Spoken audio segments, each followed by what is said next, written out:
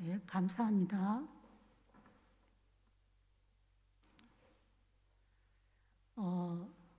우리는 우리를 둘러싸고 있는 그 주변의 사람들로부터 갑작스러운 사고의 죽음이나 아니면 또 오랫동안 지병으로 인해서 죽음을 준비하다가 죽음을 맞이하는 소식을 우리가 종종 듣게 됩니다.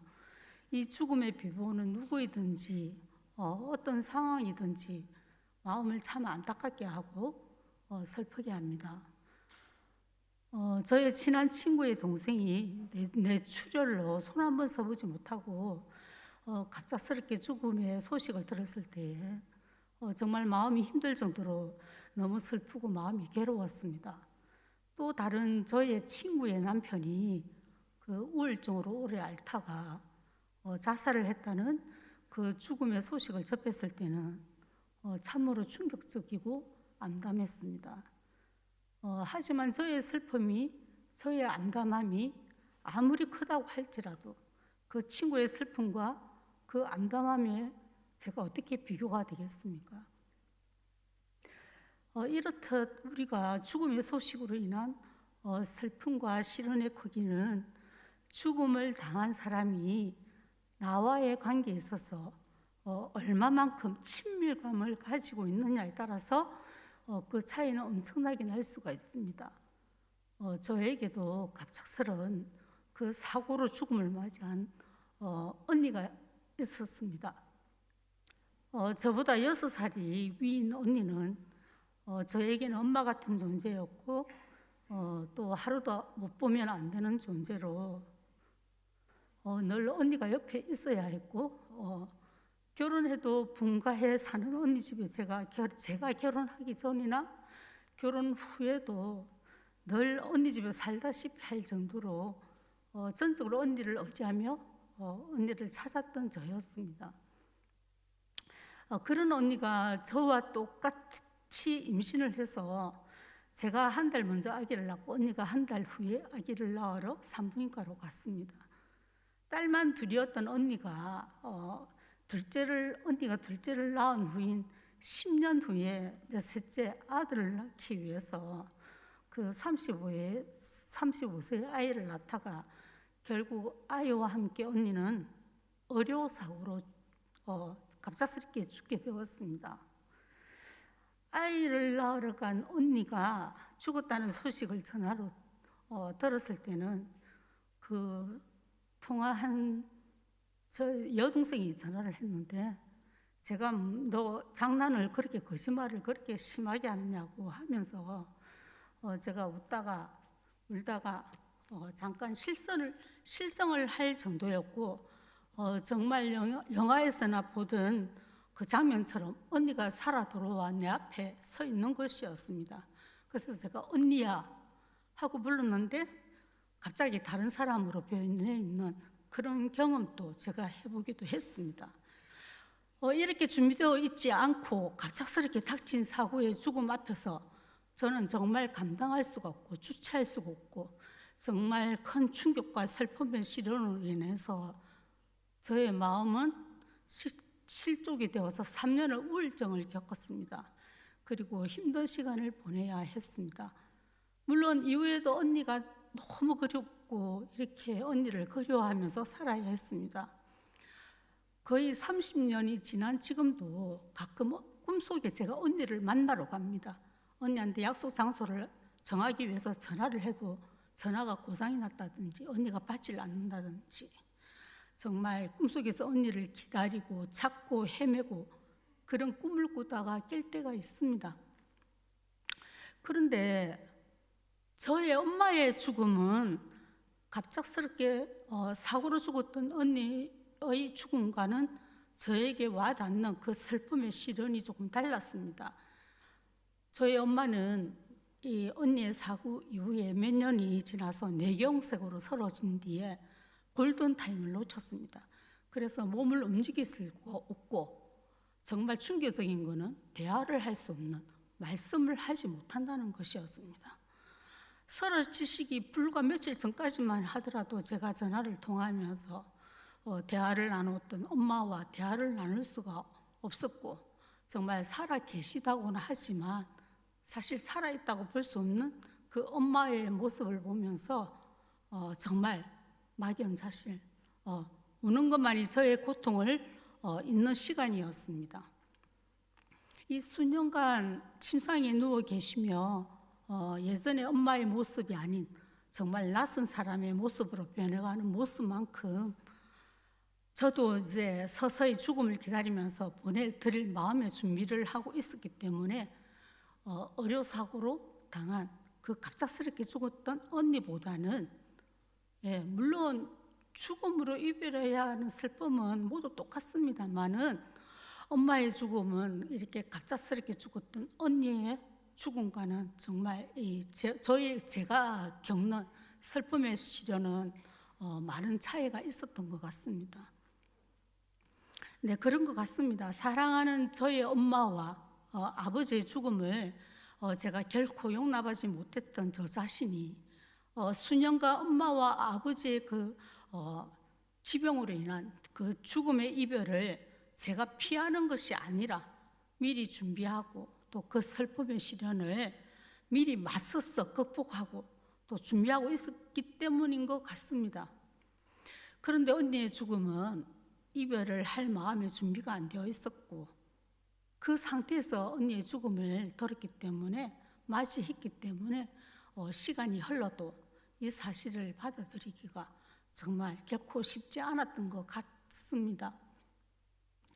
오늘 저의 이야기를 이렇게 말씀드리게 되었던 이유는 오늘 본문의 말씀에도 미리 마음의 준비를 하며 시련을 겪는 것과 그렇지 못했던 차이점에 유사한 내용이 나와서 저희 개인적인 말씀을 드리게 되었습니다.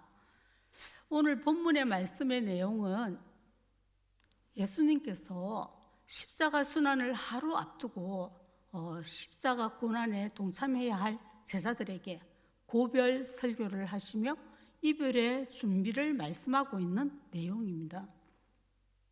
1절 말씀에 내가 이것을 너희에게 이름은 PPT 좀 띄워주세요. 내가 이것을 너희에게 이름은 너희로 실족하지 않게 하려 함이니라고 말씀하십니다. 예수님께서는 끊임없이 제자들에게 실족하지 않도록 권면의 말씀을 마태복음이나 누가복음에서 많이 했습니다. 근데 우리가 여기에서 잠깐 실족하다는 단어에 대해서 잠깐 살펴보고 가겠습니다. 헬라어도 잘 못하는데 자꾸 헬라어 이야기해서 죄송합니다. 이 단어의 헬라어는 스칸달리조입니다. 이 뜻은 알지 못하고 건드리게 되면 갑자기 다치는 그 용수철 같은 그 용수철을 이용한 덫을 말합니다. 우리 짐승을 잡을 때 갑자기 덫을 이용해가지고 용수철이 갑자기 탁 튀어나가서 잡는 것처럼 그런 걸 생각하시면 됩니다. 예수님께서는 제자들에게 앞으로 미래에 일어날 핍박을 겪게 될 일들을 미리 말씀해 주시는 이유가 있었는데요. 그것은 우리가 알지 못하고 갑자기 닥치는 그 핍박의 시련들로 인해서 제자들의 신앙이, 제자들의 믿음이 실족되지 않기 위한 예수님의 깊은 뜻이 계셨던 것입니다. 이미 예수님께서는 앞장인 그 마지막 15장에서 마지막 단락인 15장 18절에서부터 세상의 그리스도인들에 대해서 이유 없이 미워하고 적대적인 태도로 너희를 대할 것이다 라고 미리 말씀하셨습니다. 오늘 본문인 4절에도 예수님께서는 너희가 그때를 당하며 나를 믿는다는 그 이유만으로 너희를 출교시키고 죽이는 자가 있을 것이다 라고 핍박과 박해의 심각성이 앞으로 더하면 더하지 덜 하진 않는다, 더욱 심해질 것이니 마음을 단단히 먹고 절대 실족하면 안 된다는 말씀을 미리 거듭 말씀하고 계시는 겁니다. 이렇게 예수님께서 미리 거듭 말씀하고 계시는 이유는 예수님께서 제자들이 예수님으로 인하여 그 당할 핍박에 대해서 미리 대비하지 않으면 제자들이 실족할 위험이, 그러니까 신앙을 배교할 위험이 예수님께서는 이미 제자들이 그렇게 할 수 있다라는, 그렇게 할 것이라는 것을 알고 계셨던 것입니다. 그래서 미리 말을 해주시는 것이었습니다. 이 사실을 어떻게 알 수 있느냐면요, 사실 초대교회 기록들을 보면 성도들은 대부분 온갖 그 박해와 시련을 잘 참고 믿음을 잘 지켰지만, 때로는 믿음에서 떠나서 실족하는 경우들도 적지 않아 있었습니다. 그래서 예수님께서는 미리 예언의 말씀을 하셨던 이유가 있었습니다. 그 이유는 4절입니다.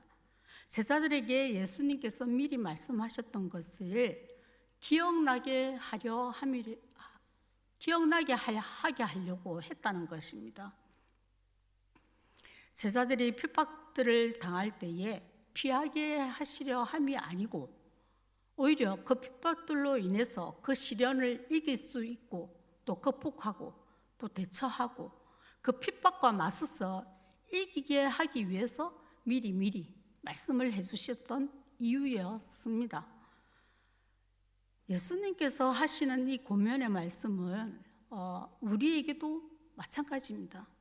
우리가 신앙 때문에 또 혹은 인생의 여정에 있어서 여러 상황 가운데서 겪는 어려운 일이 생길 때에 제일 심각해지는 것이 무엇이겠습니까?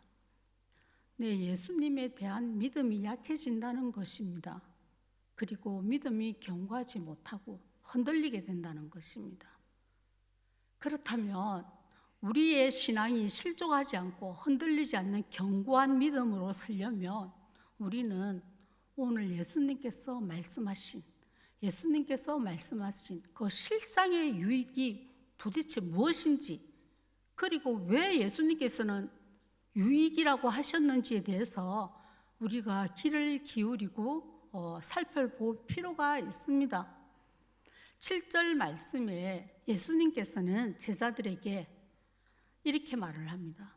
내가 실상을 말하노니 내가 떠나가는 것이 오히려 너희에게 유익이다 라고 말씀하십니다.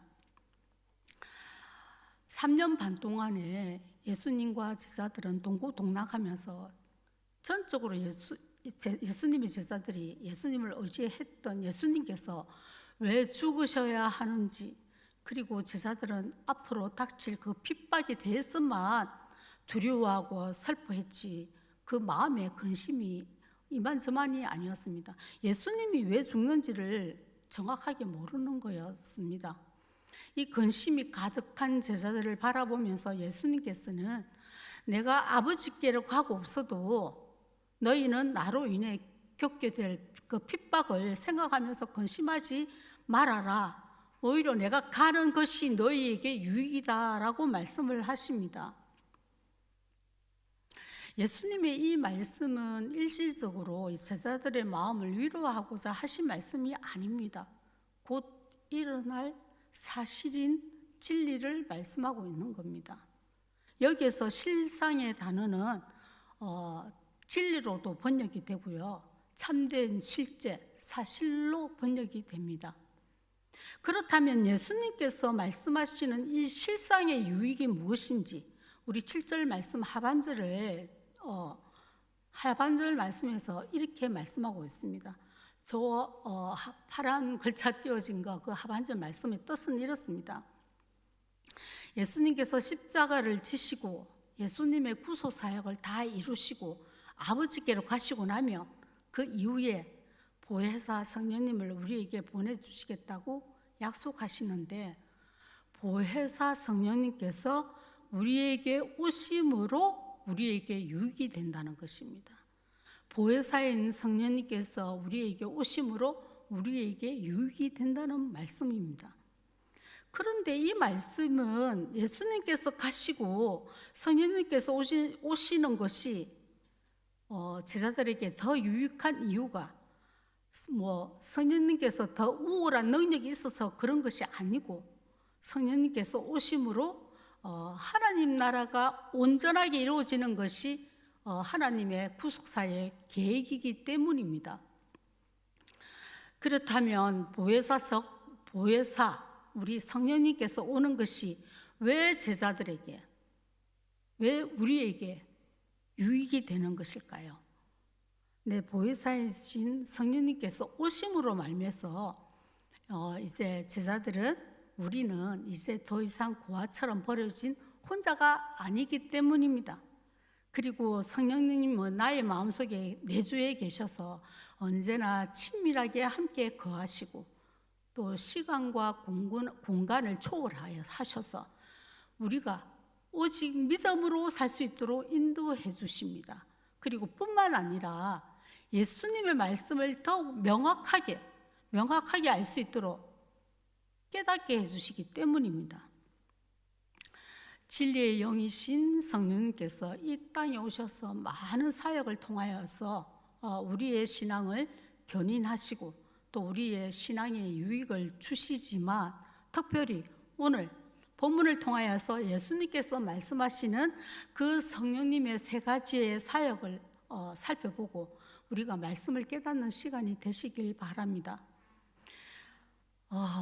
그리하여서 우리가 이 세상을 지나는 그 여정 동안 겪는 모든 인생의 시련과 또 고난의 시간들을 능히 이길 우리 내면적인 준비와 또 신앙 무장을 할 수 있는 시간이 되시길 바랍니다.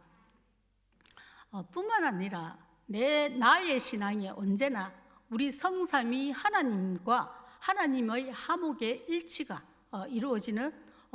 이루어져서 늘 주님과 동행하는 삶으로 유익이 있으시길 바랍니다. 네, 8절 말씀입니다. 보혜사이신 우리 성령님께서 오셔서 하시는 세 가지 사역이 오늘 말씀에 있는데요. 죄에 대해서, 의에 대해서, 심판에 대해서 세상을 책망하시기 위해 오셨다는 겁니다.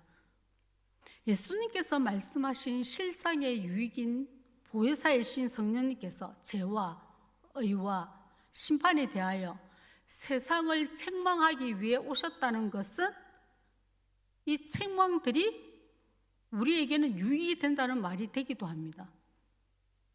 우리가 읽고 있는 성경책에는 세상을 책망하다라고 번역이 되어 있는데요.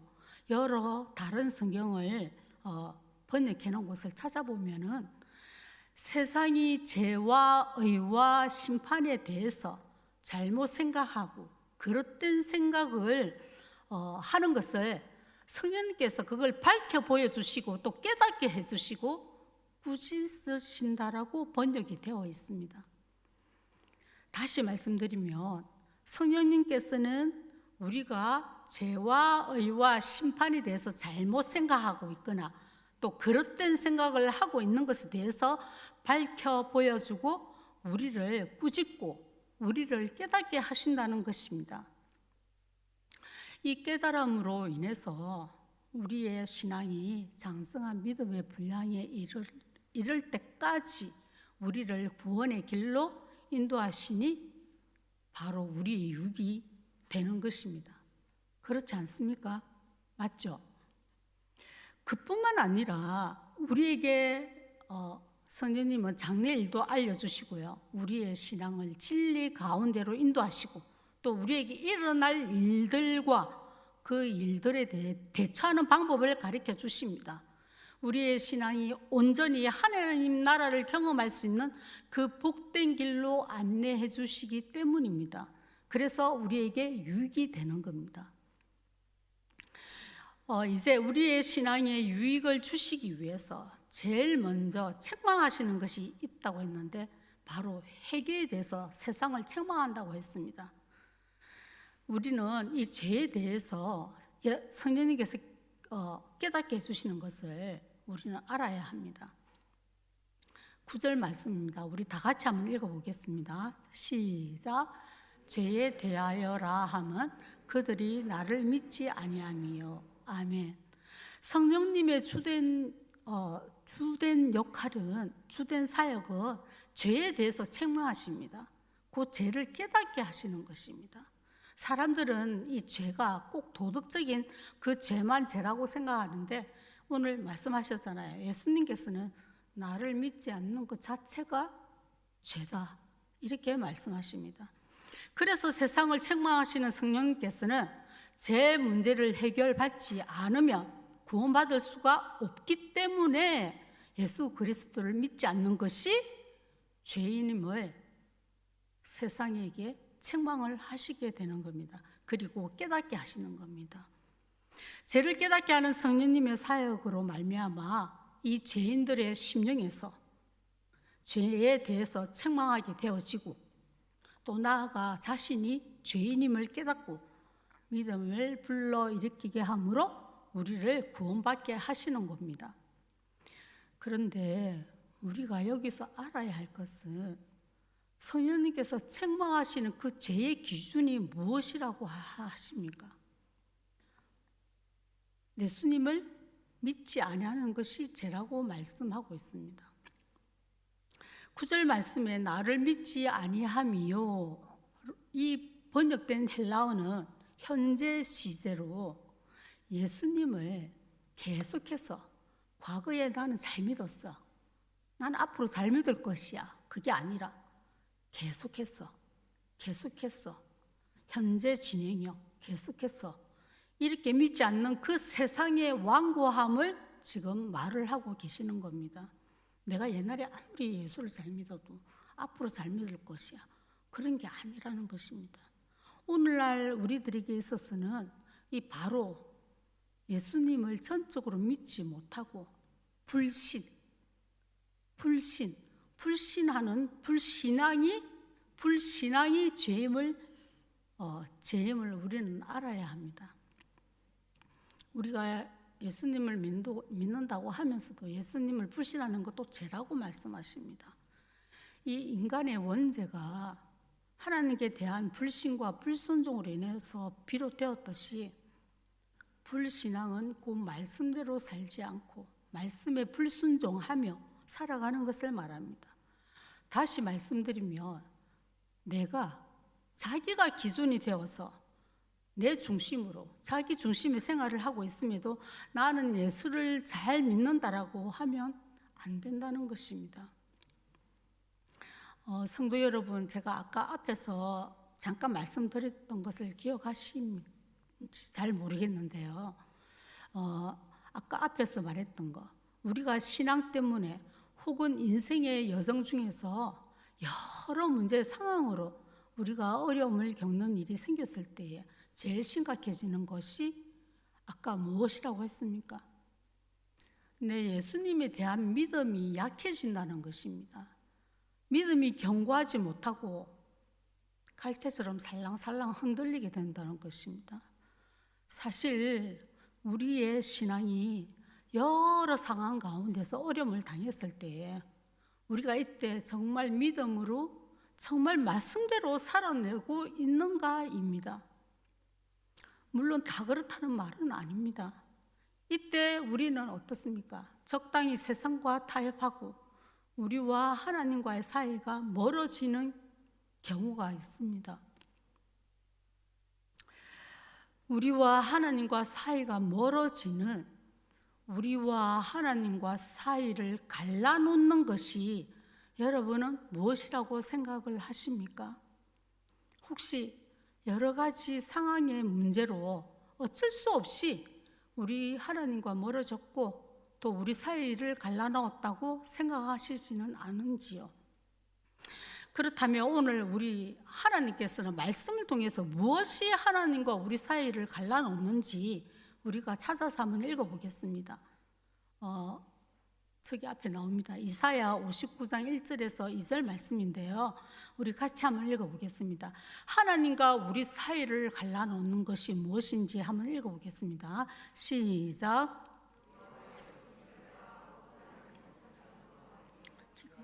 나야 듣지 못하심도 아니라 오직 너희 죄악이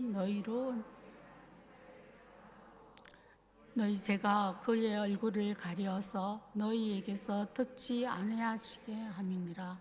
아멘. 네, 하나님께서는 우리와 하나님 사이를 갈라놓는 것은 그 상황의 문제가 아니라 우리의 죄악, 우리 죄 때문이라고 합니다. 예를 들어서 한국 교회사를 비추어 볼 때에 일본 고유 종교인 그 신도의 신령을 모시고 제사를 지내는 장소가 있습니다. 그것이 신사라고 하는데요. 그 신사에서 참배를 한다는 것은 우리 하나님 말씀에 곧 다른 신에게 절하는 행위입니다. 근데 이 신사 참배를 요구하는 일에 그 강점기 때 일본의 일제 강점기 때 일제의 그 압력을 더 이상 버텨내지 못하고 타협을 합니다. 타협을 해서 굴복한 신앙인들이 이렇게 말했습니다. 신사는 종교가 아니다. 기독교 교리에도 어긋나지 않는다. 애국적 국가의식이기 때문에 소일선에서 국민정신 총동원에 적극 참가하여 한국 시민으로 정성을 다해달라는 그 취지의 선언문을 어느 목사님의 하신 글입니다. 하지만 이 반대로 신사 참배에 절대적으로 불복하고 끝까지 저항한 소수의 남은 자가 있습니다. 그 남은 자는 우리가 다 알듯이 주기철 목사님이십니다. 이 목사님은 온갖 일로 고초와 고문을 당하면서도 신사 참배를 끝까지 거부하고 순교하였습니다. 전적으로 그리스도를 믿는 믿음은 주기철 목사님처럼 죽으며 죽으리요 하는 흔들리지 않는 그 견고한 믿음인 것입니다. 우리도 마찬가지입니다. 나의 신앙생활에서, 나의 가정에서, 또 나의 삶에서, 나의 삶 속에서 생기는 모든 상황들의 문제들로 인해서 하나님과 나를 갈라놓는 것이 아니라 그 상황의 문제 속에는 죄가 있습니다. 그 상황의 문제 속에서 예수님에 대해 전적으로 믿지 못하고 불신과 불순종인 미워하고 불평하고 원망하고 분노하고 시기하고 교만하며 자기의 자아가 가득한 그 죄가 있다는 것입니다. 바로 우리 마음속에 성령님만 내주하는 것이 아니라 또 뭐가 있습니까? 죄가 있습니다. 내주하고 있는 이 죄로 인해서 우리의 죄악이 하나님과 나 사이를 갈라놓는다는 것입니다. 그래서 우리 죄 때문에, 우리 죄악 때문에 주님께서 얼굴을 돌리시고 우리의 말을 듣지 않는다는 것입니다. 뿐만 아니라 더 심각한 것은 이 상황의 문제들은 죄가 아니다. 그저 상황 속에 있는 문제에 불과하다 하면서 자신에게 그리고 세상과 적당히 합리화를 하다 보면 이제는 어떻게 됩니까? 죄에 대해서 무감각해집니다. 이게 죄 아니야. 계속 합리화를 하다 보니까 이제 죄에 대해서 감각이 없어지는 겁니다. 죄를 의식하지 못하고 살게 되는 경우가 우리 곰곰이 생각해 보면 많습니다. 그렇기 때문에 우리는 빨리 이 죄 문제를 해결해야 합니다. 이 죄 문제를 해결할 수 있는 길은 나의 죄를 알 수 있는 길은 우리 안에 모든 죄를 밝혀 깨닫게 하시는 분이신 바로 성령님의 인도하심을 깨달아야 하는 겁니다. 성령이 충만한 성도는 언제든지 죄를 자각함으로 자기를 더럽히지 않기 위해서 그 문제의 상황 속에 있는 죄와 끝없이 함께 싸웁니다. 그 죄와 싸웁니다. 자기의 죄를 밝혀 나의 죄를 밝혀 알게 해주시는 그 성령님께서 깨닫게 해주심으로 자신에 대해서 탄식하고 회개함으로써 하나님의 거룩하심에 이르게 됩니다. 제가 예전에 신대원에 다닐 때에 같은 동기로부터 엄청나게 마음이 상한 일을 겪게 되었습니다. 그런데 그러면서 나에게 이렇게 이야기를 하는 것이었습니다. 그 이야기는 안 하겠습니다. 그런데 제가 이 청각이 좀 밝지 못하거든요. 그러다 보니까 목소리가 좀 크거든요. 근데 이 동기는 목소리가 큰 걸 싫어하는 친구였습니다. 목소리가 자금하게 속삭이는 친구였거든요. 근데 이제 말을 크게 하다 보니까 제가 예전에 그 우리 아동부에서 사용하는 그 바퀴벌레 그 장난감이 있었어요. 그래서 내가 그 친구한테 장난을 쳤거든요. 친구가 아니죠. 한참 동생이죠. 손 벌려봐, 내가 좋은 거 줄게 라니까 손을 탁 벌리는 거예요. 탁 올렸더니 정말 기절할 정도로 충격을 받았던 것 같아요. 저는 좋아가지고 우리 교회 집사님들도 많이 당한 분 많이 계시거든요. 그래서 제가 막 나는 웃었다 웃는데 이 친구는 얼굴이 벌개지면서 너무나 심각했던 겁니다. 너무 놀랬던 거죠. 그런데 그러면서 이 문제 가지고 엎어서 다 지나간 일들을 저한테 이제 하소연하는 겁니다. 그래서 나는 이게 도대체 내가 뭐 잘못한 것도 아닌데 이렇게까지 하나 싶었습니다. 그래서 그날 오전 수업 끝나고 오후 수업을 아예 못했습니다. 제 나름대로 너무 심각했었거든요. 내가 이렇게 이 동기에게 이렇게 힘들게 했나 싶어서 안 그래도 머리가 나쁜데 그 생각을 하고서 머리에 들어오질 않아요. 그래서 김해에 사는 또 다른 저의 지인 전도사님 집에 가서 하소연을 했습니다. 하소연을 하다가 제가 저는 계속 이제 이렇게 기도하는 중에 되씹었습니다. 하나님, 이게 제가 잘못한 겁니까? 어쩌고 저쩌고 계속 말씀드렸습니다. 근데 그 잘못한 거 아니죠. 저 혼자서 이제 일문일답 하는 거죠. 근데 지나고 보니까 그것도 잘못한 거라고 그 깨닫게 되어지는 시간이 있었는데 저는 이거는 나는 잘못한 게 아니다, 제가 아니다라는 것을 한 달간 저는 저 자신과 싸웠습니다. 한 달 후에 제가 인정하게 되었습니다. 그래, 목소리 큰 것도 죄다, 줄이자 이런 생각을 했던 적이 있습니다. 그래서 우리 존 오웬 목사님께서 쓰신 책이 있습니다. 제주기기 책인데요. 이 책이 나오는 일부의 내용처럼 우리 마음속에 내주하고 있는 그 죄를 끊임없이 내가 내 몸을 쳐서 복종하게 함으로 나의 죄를 죽여야 한다고 그 책에 서지가 있습니다. 그렇다면 이 죄를 죽여야 하는 죄를 해결하는 기준은 무엇이겠습니까? 저의 생각이 아니잖아요. 오늘 말씀에서 예수님을 믿지 않는 것이 죄의 기준이라고 했으니 회개의 기준도 우리 예수님이 곧 말씀이 회개의 기준이 되는 겁니다.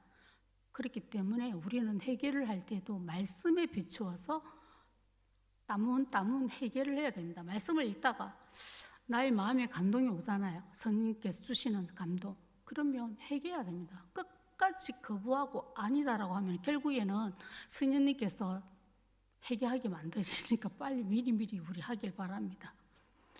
내가 말씀대로 살아내지 못했다며 내 몸을 쳐서 복종하는 것을 나는 매일 한다, 한 달에 한 번 하는 게 아니라 1년에 한 번 하는 게 아니라 나는 매일 한다라고 말한 우리 사도처럼 우리도 따라해야 됩니다. 그래서 나의 죄를 밝혀보고 깨달을 수 있게 하는 그 성령님을 더욱 깊이 만날 수 있는 나의 골방 시간을 마련해야 된다는 겁니다. 기도를 쉬는 것도 또한 죄라고 했습니다. 우리는 끊임없이 내가 내 몸을 쳐 복종을 시켜서 성령님을 만날 더 깊이 교제할 수 있는 그 골방의 시간을 쉬는 죄를 보면서는 안 된다는 것입니다. 그렇습니다. 우리의 신앙에 유익을 주시기 위해서 우리의 죄에 대해서 책망하심이 깨닫고 회개하기를 밝혀주시는 우리 그 성령님을 늘 의지하면서 오직 예수 그리스도를 믿는 믿음 위에 굳게 설 수 있는 저와 여러분이 되시길 바랍니다. 우리 10절 말씀에 두 번째로 우리의 신앙에 유익을 주시기 위해서 책망하시는 것이 의에 대하여 깨달아야 된다고 합니다. 성경에는 믿음으로 사는 것이 어렵다고 했습니다. 성령님의 사역은 우리에게 믿음을 갖게 하시고 그 믿음을 지키고 또 믿음으로 살게 하시게 하는 겁니다. 그런데 의에 대하여 책망하시고 깨닫게 하시는 이유가 예수님께서 가시고 나면 보지 못하기 때문이라고 왜 그렇게 말씀하시는 걸까요? 그 이유는 6절 말씀에 제자들이 예수님이 떠나가신다고 하니 근심이 많아졌던 겁니다. 제자들의 근심이 예수님이 떠나가시면 이제 우리는 어떻게 사노? 우리는 이제 무엇을 의지하지? 무엇을 믿고 어떻게 살아가야 하나? 이렇게 생각하는 제자들에게 성령님께서 믿음으로 살도록 깨닫게 하실 것임을 미리 말씀하고 있는 겁니다. 그래서 예수님께서 가시고 나면 보혜사 성령님을 보내주시는데 그 보혜사 성령님은 의에 대해서 믿음으로 우리가 믿음으로 살도록 깨닫게 하신다는 것을 말씀하면서 내가 아버지께로 가고 나면 너희가 나를 보지 못하기 때문이라고 이렇게 말씀하시는 겁니다. 이렇듯 성령님은 우리가 믿음으로 살지 않음을 책망하시고 깨닫게 하시는 겁니다. 성령님께서 우리 안에서 우리에게 세상 것으로 근심하고 또 걱정하지 말고 믿음으로 살기를 가르치시고 깨닫게 하신다는 겁니다. 저와 여러분은 세상이 주는 그 근심에 눌리시지 마시고 또 세상에서 지배하는 그런 세상이 우리를 지배하는 삶이 아니라 오직 믿음으로 살 수 있도록 인도하시며 깨닫게 하시는 그 성령님을 의지하고 우리 진리 되신 예수님을 믿는 믿음 위에 굳게 서서 승리할 수 있는 저와 여러분이 되길 바랍니다. 이제 마지막으로 우리의 신앙을 유익을 주시기 위해서 책망하신다고 합니다. 책망하시는데 심판에 대해서 책망을 하신다고 합니다. 우리에게 신앙의 유익을 주시기 위해서 책망하시는 그 심판에 대해서 깨달아야 한다는 겁니다. 11절 말씀에 심판에 대하여 깨닫게 하시고 책망하시는 이유가 왜 세상 임금이 심판을 받았기 때문이라고 또 말씀하시는 걸까요? 마귀는 이미 심판을 받았다고 성경에서 말을 하고 있습니다. 이미 구약에서부터 세상 심판은 예언이 되었었고 우리 예수님의 십자가의 부활 성천으로 마귀의 머리를 상하게 했습니다. 상하게 함으로 심판은 이미 했습니다. 그런데 이 마귀의 멸망은 아직 이루어지지 않았다는 겁니다. 그 멸망은 천년왕국 끝에 그 사탄의 폐막, 사탄의 멸망이 이루어질 것이라고 요한계시록에서 말씀하고 있습니다. 우리의 구원도 예수님 영접하여 우리 구원받았습니다. 그렇지만 최종 구원의 완성은 천국에서 받을 때까지는 아직이 아니라는 것입니다.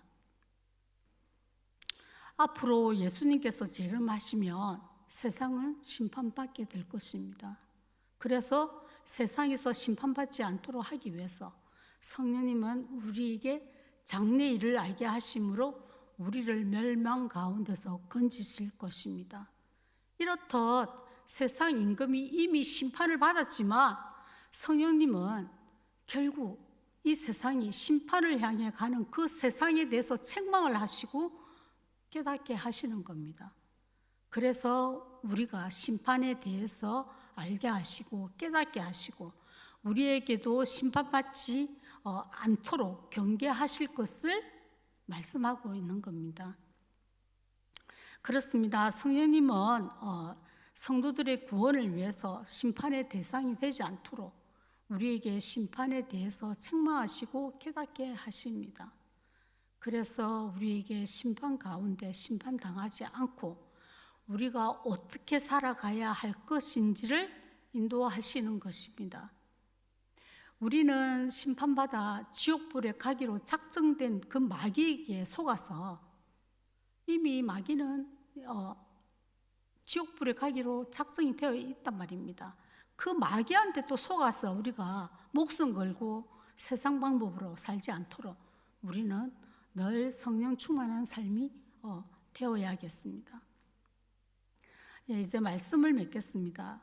오늘 예수님께서 말씀하신 실상의 유익인, 예수님께서 말씀하신 실상의 유익인 보혜사 성령님께서 우리에게 오셔서 죄와 의와 심판에 대해서 잘못 생각하고 있고 또 그릇되게 생각하고 있는 것에 대해서 밝혀주고 꾸짖어 주시고 깨닫게 해주신다고 그 하신 이유가 결국에는 무엇